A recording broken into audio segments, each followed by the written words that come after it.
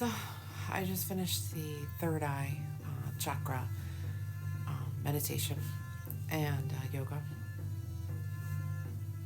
This one's tricky. The third eye chakra is the right here, right? How do you do yoga for right here? Well, what you have to do is you have to make sure that your energy center follows the nadis, the correct channel, right? So you bring the energy up and to, so there's different poses you can do that can trigger that alignment, and I'm not very good at those.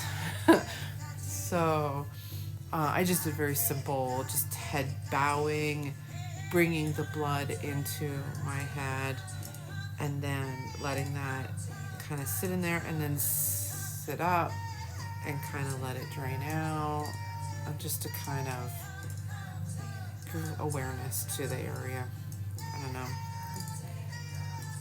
I'm still learning third eye chakra. I have a lot of questions. There's not a lot of information out there. I can't afford to pay a guru, or and nor do I want to be filled with someone else's beliefs. I want to have my own beliefs on what works for me and what doesn't.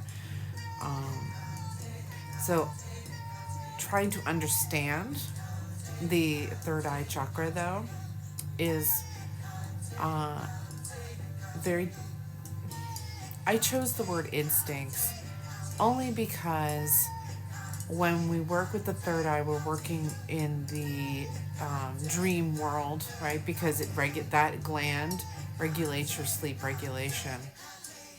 So when your sleep regulation is regulated, you can think more clearly. Your instincts are more focused.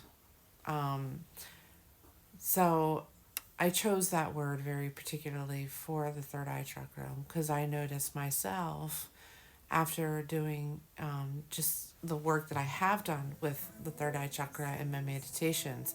I noticed that my instincts are much more almost like time slows. It's weird, and I have the choice.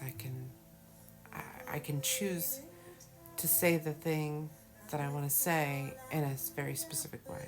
So it's just giving you that breath of a moment to allow your instincts to kick in.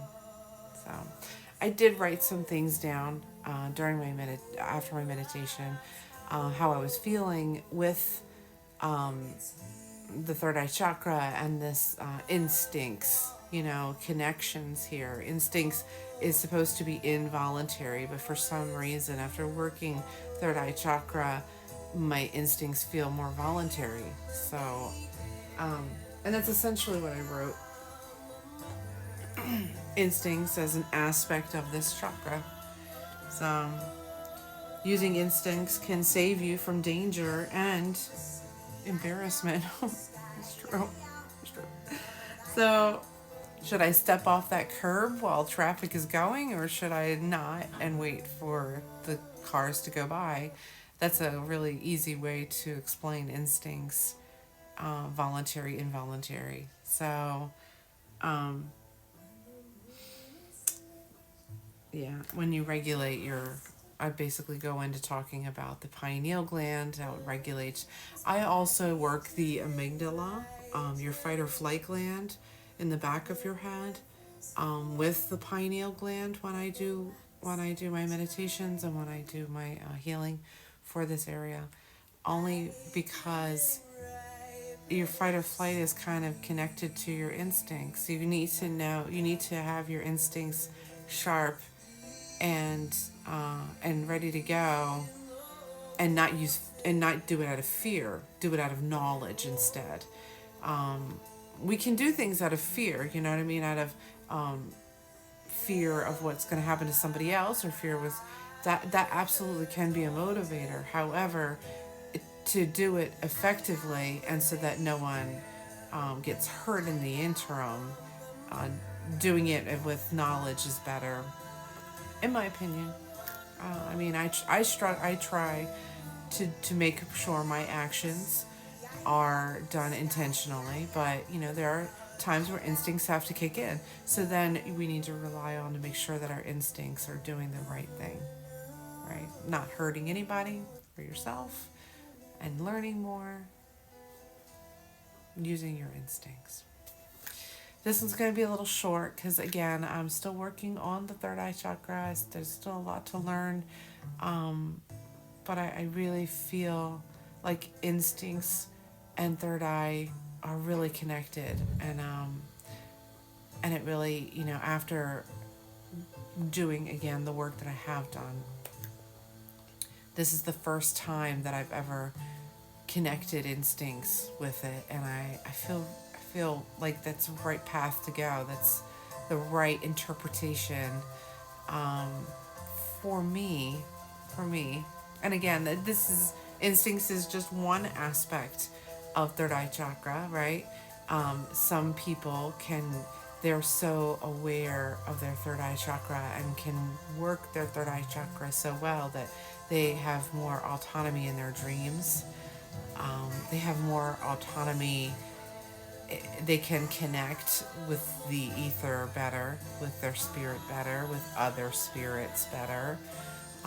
That's why when, people go like this, like, oh, you can connect with the spirit realm better. And it's true. It's true.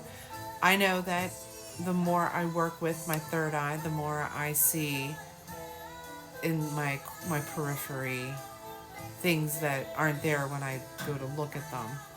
And I attribute that to spirits. Lately I've been seeing a lot of animal spirits. And it's just their leftover energy. Spirits are just the energy of someone or some animal creature that has been here before. And we should always protect ourselves to make sure that when we work with the third eye chakra, that we use protective spells, ask for our ancestors to come and help us. I specifically, I lean on my ancestors when I do third eye chakra work because I'm in their realm, the ones that have passed over. I'm in their realm, and I want to make sure that I have family to guide me because, we should trust family. Not necessarily blood, it could be also friends. I have a very good friend that passed over, and I frequently ask her to guide me with my instincts, to guide me with my third eye. And that's been working really well. So I feel her frequently, and it's reassuring, and it's beautiful, and I look forward to more work with the third eye chakra. So I'm on to the crown chakra. As with the third eye chakra, I haven't done as much crown work as well, and I'm still new in interpretation of crown. So we'll see what comes through after my meditation. See if it's something new, like third eye showed me instincts. I appreciate that. I love learning. You're always learning. I'm 51. I'm still learning. I'm still learning new things. So giving myself grace to know that it's okay to not know everything, even at this age. So, all right, off to crown. And then that's the last of my chakras for spring. So